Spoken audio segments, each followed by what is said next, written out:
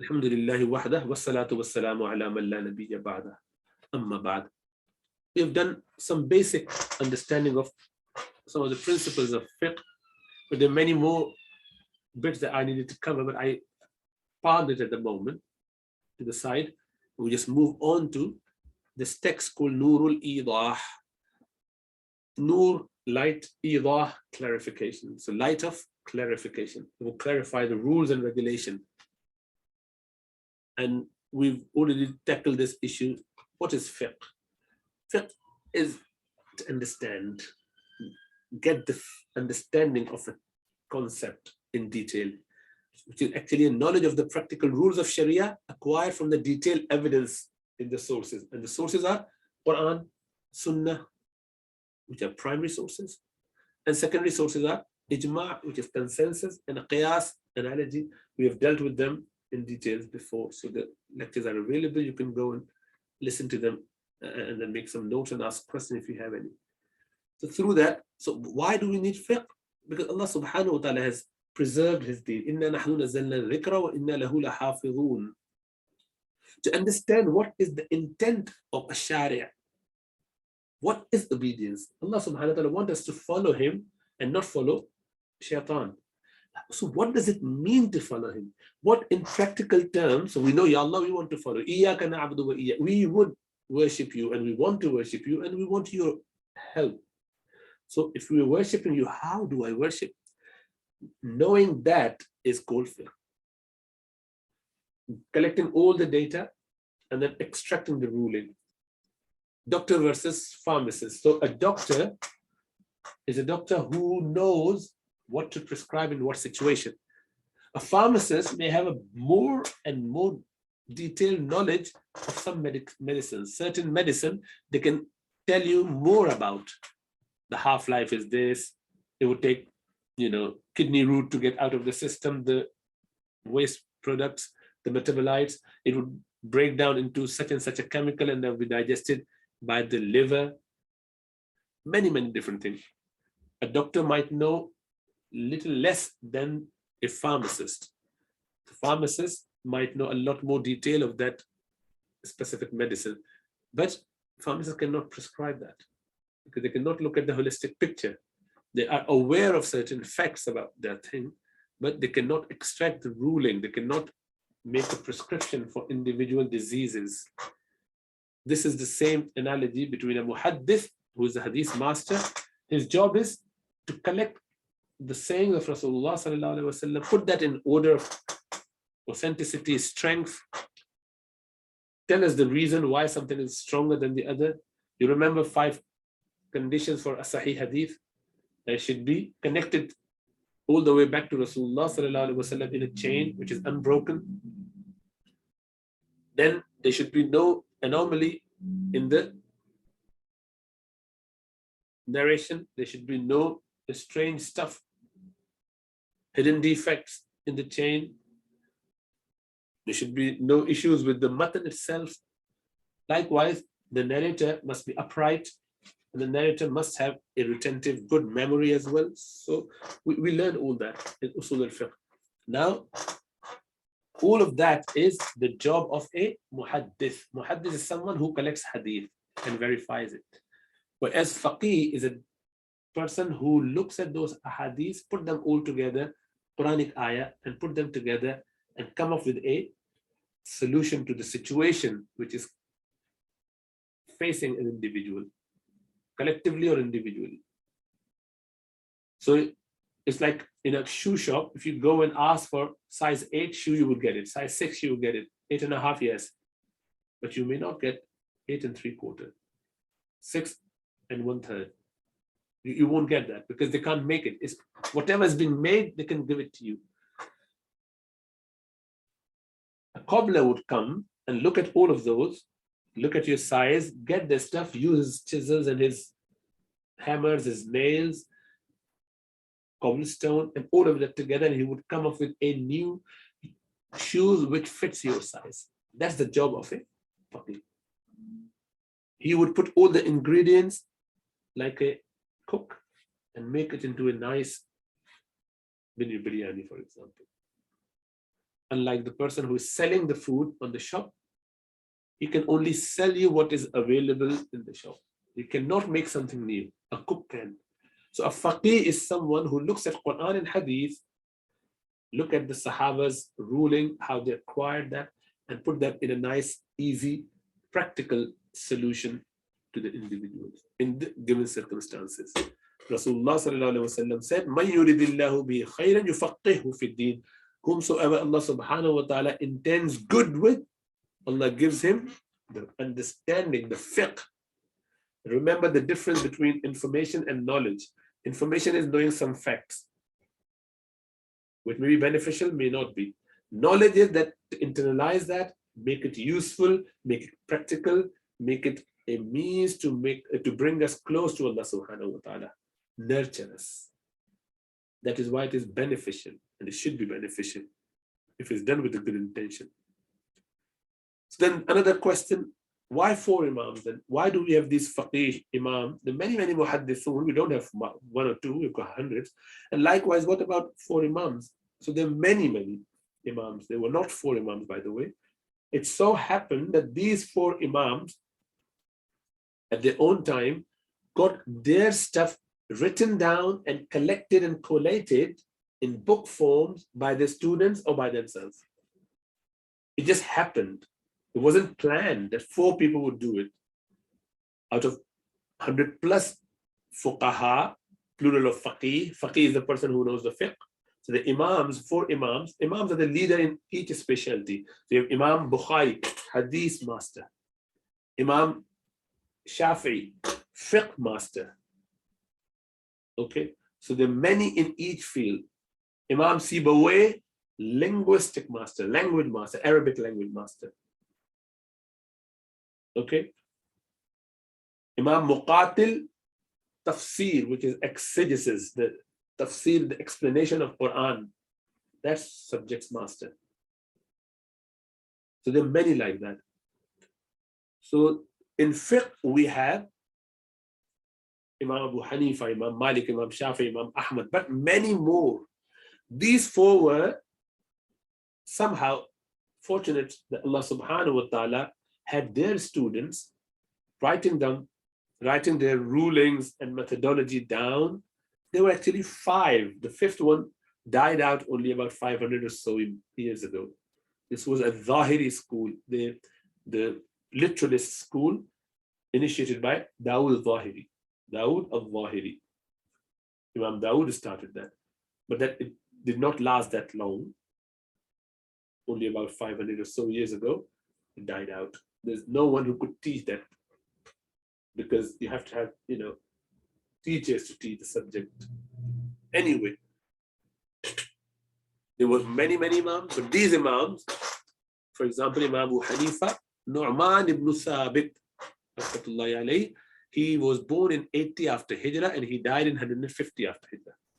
Imam Malik ibn Anas, rahmatullahi alayhi, he was born in 93 after Hijrah and he died in 179 after Hijrah. Imam Muhammad ibn Idris al-Shafi'i, rahmatullahi alayhi, he was born in 150, the year Imam Abu Hanifa died. Same year as Imam Abu Hanifa died, the same year Imam Shafi'i was born. One big Imam is going, another one Imam is there to help the Ummah. And he had a short life, only 54-year-old, 204 after Hijrah, he passed away. And then Imam Abu Abdullah Ahmad ibn Hanbal, Imam Ahmad ibn Hanbal, rahmatullahi alayhi, he is born in 164 and he's a student of Imam Shafi and he died in 241. So those are the 4 Imams. The people used to commit everything to their memory. They would teach the students, for example, Imam Awza'i, Imam Sufyan Thawri, Imam Ibrahim Nakhai, Imam Sayyid ibn Musayyib, Urwa bin Zubayr. There are many like this. Abu Layth, Samarqandi. These have completed and compiled in such a way that stuff got written down and published, like in handwritten. People just copied it. So when you have that, it becomes easy. When you don't have that, people cannot remember. This is Allah's plan, how Allah wanted it to be like that. That is what happened. And they are all related in knowledge, not in blood. So If you look at this tree, then you would know. So Imam Abu Hanifa, he was in Kufa in Iraq, and Imam Malik, he was in Medina at the similar time, about 13 years younger. Imam Abu Hanifa's two students are Muhammad ibn Hassan al-Shaybani. He was born in 132. He was born in 132. And Imam Abu Yusuf, he was born almost the same time as Imam Malik ibn Anas, and he died in 113. No, sorry, he died obviously later. This is two. Some people say he was born in 93. Some say he was born in 113. But whatever, there's a difference of opinion on that. And so these are the two main students of Imam Abu Hanifa. And Imam Muhammad is the main compiler of all the works of Imam Abu Hanifa. Imam Abu Hanifa's this student was also a student of Imam Malik here. He studied with Imam Malik after Imam Abu Hanifa passed away. So he's actually taken knowledge from Imam Abu Hanifa and then moved on to Medina to study under the great Imam Malik. So he's learned from both. And then comes this Imam al-Shafi'i, who studied under Imam Abu Yusuf and Imam Muhammad both. And yet he was also direct student of Imam Malik. Okay. So he learned from the fiqh of Imam Abu Hanifa through Imam Muhammad mainly and Imam Abu Yusuf. And Imam Ahmad ibn Hanbal, the fourth Imam, he actually learned from Imam al-Shafi'i directly. So these are all connected somehow. They all learn from one another. Imam Abu Hanifa actually went to meet Imam Malik as well and took some hadith from him as well. So now Umar radiallahu anhu, he sent companions to Kufa. He built this new city. When Muslims conquered the Iran and the Iraq, the Persian Empire, this was part of that. So Kufa was a city built by Sayyidina Umar during his reign, during his time when he was Khalifa. He sent Abdullah ibn Mas'ud, Abu Sayyid al-Khudri, and many others. Ali radiallahu anhu. These are the major Sahaba. Abdullah ibn Mas'ud was sent there to teach the people of Kufa.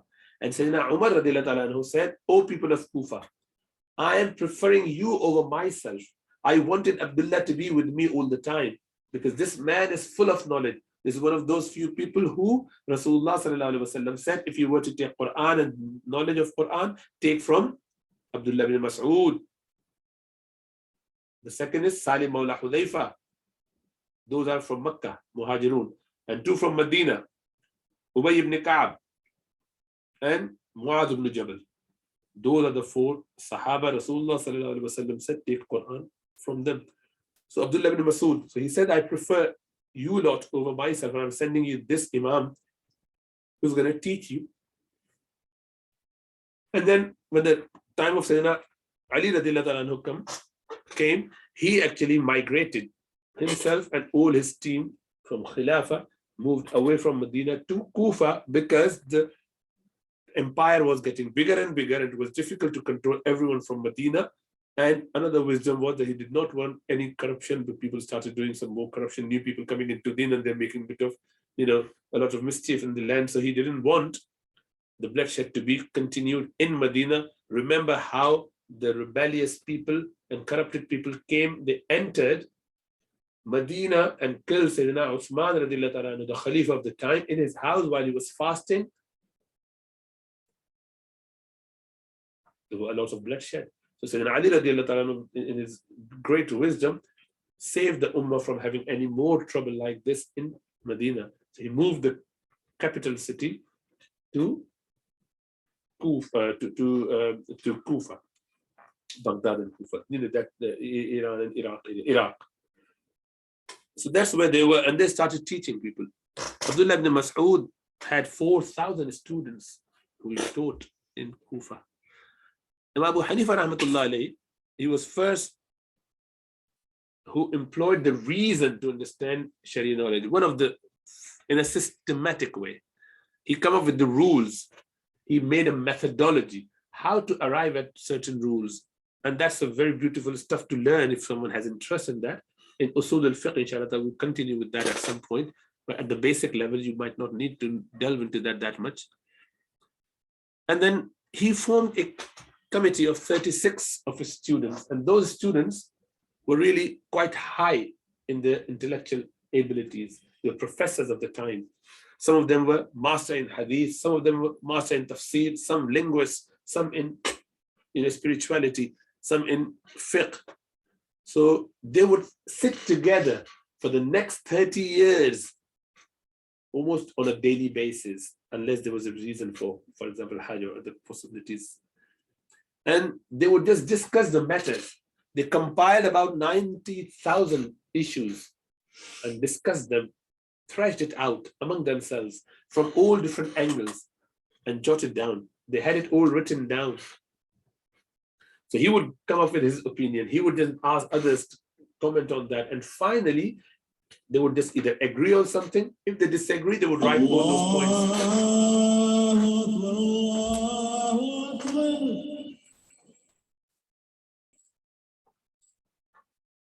So he would come up with those and they would jot it down nicely with all the comments.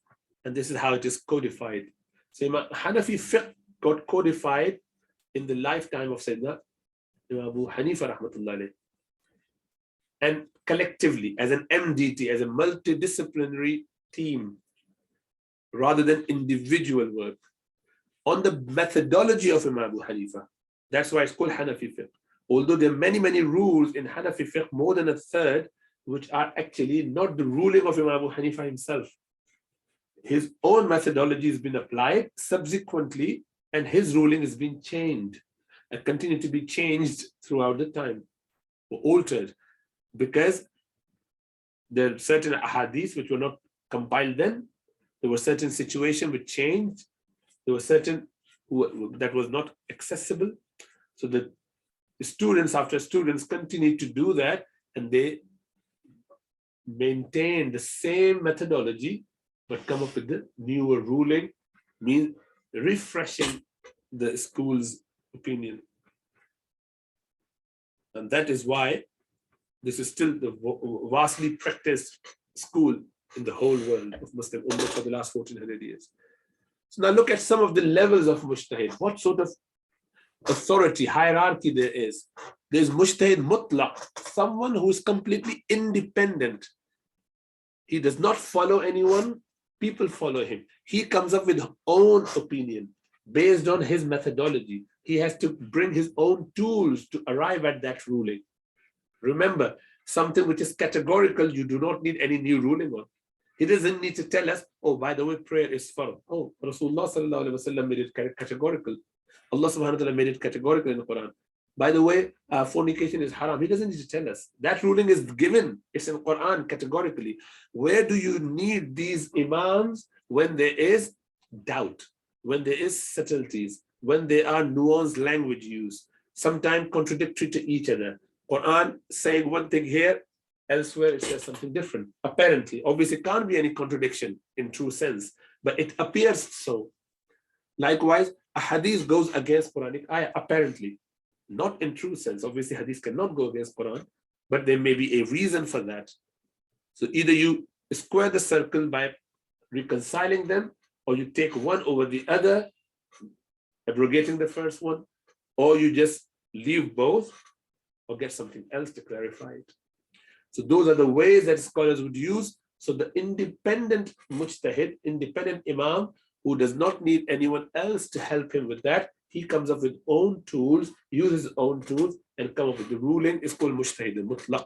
All for imams and many others in that time, close to about 300, were mujtahid mutlaq, but they did not last. Their stuff did not carry on. Only these four imams' stuff got codified, and we know it even now, so we can just take from them. Others we can still follow, but how would you follow? You don't know what they meant. You don't know what they said. It's not written anywhere. It's written by bits and bits in certain books. For example, certain imam would quote them saying that he said that on this matter. So there are only few matters, less than a third, less than a quarter of the matters which you can find their ruling on. But you would not find what happened with other 75% of the rulings. You need to go to some other imam, i.e. these four imams. So why just follow them in those quarter when you don't even have a teacher to teach their rulings? So it's better to just follow the properly codified stuff. Mujtahid fil madhab is the next level. These are the imam which they are capable of deriving some rules, which is ijtihad, from the sources of Sharia, and even though they disagree with the mujtahid fil shara', which is imam, mujtahid mutlaq is all mujtahid fil shar' as well, Sharia. But in general terms, they follow the imams, like Imam Abu Yusuf or Imam Muhammad. These are the imams of Hanafi fiqh of the top level. They did not categorize or qualify themselves as mujtahid mutlaq or mujtahid fi shar'. Rather, they call themselves mujtahid fil madhab. Madhab means the path, the way. Madhab, the path, okay, or the trodden way. So then mujtahid fil masail. These are those who derive ruling in issues where there is no report from the imam of the school. So they have to use the same tools and come up with this new ruling on this method. And the example in Hanafi school of these is Imam Kashaf, Imam Tahawi, Imam Karhi, Imam Halwani, Imam Sarakhsi, Imam Bazdawi, Imam Qazi Khan. These are Hanafi imams, and it's actually Imam Khassaf. It should be written down. Khassaf. Imam Tahawi. Shamsul Aimma Abdul Hasan al-Karhi, yes. Shamsul Aimma Halwani. Shamsul Aimma Sarakhsi. Bazdawi, Qadi Khan. There are many more, but these are the ones that I put in some years ago.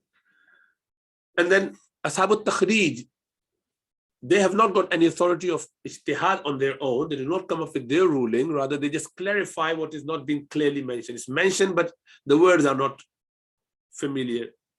The words are a bit, dubious. You have to explain that. So they would just explain all of that. And Imam Bazzaz, Imam Jassas, and Imam Jurjani, Abu Abdullah al-Jurjani. These are the Imam, and then many considered to be Ashab al-Takhrij. They can extract the ruling, clarify it. Ashab al-Tarjih, these are the Imams who would have more than one opinion in the school, and they would say which one to take. They weigh up the opinions of other Imams, and they would say, this is what it means. Different narrations from the same school, and they would take it and say, oh, we think this is rajih, this is more preferred. Imam Marghinani, who wrote Hidayah, the greatest text in Hanafi fiqh. Imam Quduri, that's another text. After Nur Ul Idaah, you go to Quduri. And Imam Ibn Humam, he's another one. So there are many like that. And then Ashab al-Tamyiz, they are muqallid of the scholars, but they can, so the Ashab al-Tarjih have already done the bits. They can tell you what is rajih, what is not rajih, preferred, non-preferred. But sometimes it is difficult to find out because one is saying one, second is saying second is rajih from the above group. So Ashab al-Tamyiz are the people who would look at their text and they would say, you know what, we tell you what they mean. We tell you what they are referring to. So they just make it even more easier, comparing all the rulings and then give you a ready-made fast food, burger. You don't have to even put the burger in the oven to create one by having the ingredients. They will just get it all ready for you. They're like Imam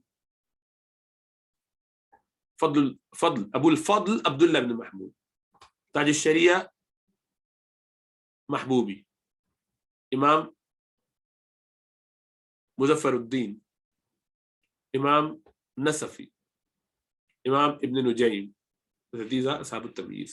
And after that comes Muqallid, the common people, us. All the other scholars, ulama, even the ulama, like who have graduated from a madrasa, they are all from the category of Muqallid. They are from, after that, they have to just follow what has been written in those books. You cannot weigh, they have not got the capacity to do it, most of them. There are only few exceptions, obviously, those who master, and they've been teaching this stuff for many, many years, like Sheikh Taqi Uthmani, Sheikh Sayyid Palanpuri. Those are the ones who have the capacity to come up with certain ruling of the current time, the muftis of the time, but the senior muftis. So remember, there are two types of knowledge: the essential knowledge, which is basic creed, fiqh al-ahkam, Quranic recitation with current pronunciation. With regards to fiqh, these are the bits that we need to all know and memorize and understand the concepts. Anything other than that is optional. You don't have to be mufti or qadi, or you don't have to become mujtahid of any sort, but to be a Sharia learned, basic understanding of Sharia acquired Muslim, a Muslim who can practice the day-to-day stuff. Now, this book called Nur Ul Idaah, the light of clarification, is the text, inshallah ta'ala, we would follow. It covers tahara, then, because that is needed for your prayers, and then it covers your fasting, and then zakat, charity, and then hajj. So those are the 5 aspects. Okay, this classic text, classical text, has been taught in madrasa in all the Hanafi schools, almost everywhere. This is the basic primer that everyone has to go through should they want to learn Hanafi fiqh at some decent level. And Imam Shurumbulali, his name is Hassan ibn Ammar ibn Ali al-Shurumbulali al-Wafa'i. Abu al-Ikhlas is his title, his kunya, agnomen. He was born in 964 after Hijrah. He died in 1069 after Hijrah. He's about 95 years of age. In fact, no, hang on, 105 years of age, mashallah. He was Egyptian professor at Al-Azhar, and he's written these books: Nur Ul Idaah, Maraqi al-Sa'adat, Imdad al-Fattah, which is a sharh of Nur Ul Idaah, Maraqi al-Falah, which is Nur Ul Idaah's another sharh, and Mufidat al-Husna. So the books that he's written, one of the greatest of the Imams, as I mentioned. May Allah give him a lot of reward on our behalf, because he has done great work for us. Inshallah, with that, we leave it here. Assalamu alaikum wa rahmatullahi wa barakatuh. Assalamu alaikum wa rahmatullah.